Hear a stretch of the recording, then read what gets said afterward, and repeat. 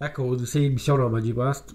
یک نفر از دهه نیت میکند و سفر به شهر کردن میخواهد، یعنی برای تماشای شهر برآمدن میخواهد و او بار هم به شهر آمدگی نبود و این اولین مراتب بود که وی باید که می آمد و همراهان وی برایش گفتند که تو چی اکنون یک خودت تنها رفتنی؟ این طور نکن، با خود یگان کس را بگیر که آنجا فریبگرها و مکارها زیاد هستند.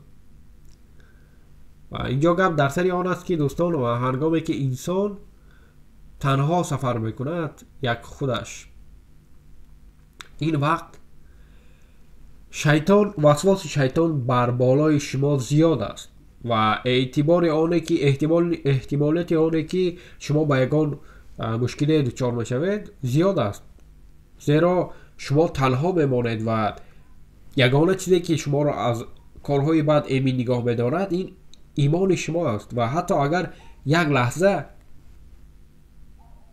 فکر شما پریشان شود، الکی تمام شما میتوانید که آسان با یگان مشکلی دچار شوید. ولی اگر هنگامی که شما تنها نباشید و همراه شما دیگر دوستان باشند، مثلا 2 نفر 3 نفر 4 نفر دیگر، این دم اگر یکی پریشان شد دیگری به خاطر او خواهد رسانید و در این حالت با مشکل دچار شدن شما احتمالاتش خیلی و خیلی کم می شود.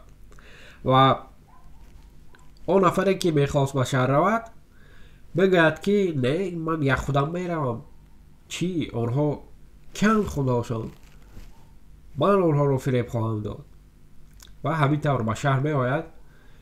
و شما تصور کنید که بار اول به شهر آمد، بیناهای بلند آشانه را می بیند و هنگامی که به یکی از همین بیناها نگریسته بود آشانه های آن را حساب میکند، یعنی که یک بینای 20 آشانه را میبیند و حساب میکند 1 2 3 4 و همین دم یک نفری شهری، یک مکار میبیند که او از ده است و دارد آشانه ها را حساب میکند و مسئول میگوید ای تو چیکار کرده ایستاده ای؟ این جوانی دهاتی میگوید که هیچ کار نه، تنها تماشا دارم. بعد اون مکار به سوی او می‌نگرد و میگوید که تو چی فکر کردی که تماشا کردن بی پول است؟ بعد جوانی دهاتی میگوید که باید برای تماشا کردن مبلغ سپارم.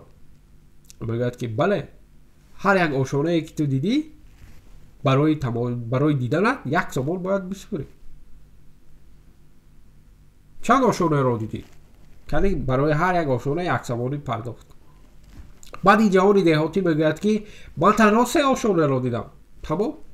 بعد 3 سامان با او میدهد و هنگامی که به ده برمیگرده همراهانش بلند یا جمع بشوند و میگوید که خیر چی گپ شد، چی کار شد؟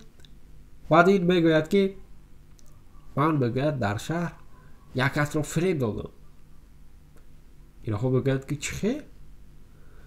و میگوید که من یک کس را 17 سامان فریب کردم.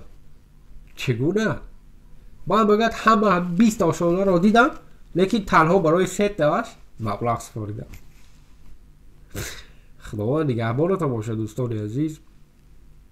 و اگر برای تماشا و سیر و گشت برآمدن میخواهید حتما با خود یگان نفر را بگیرید. السلام علیکم و رحمت الله و برکاته.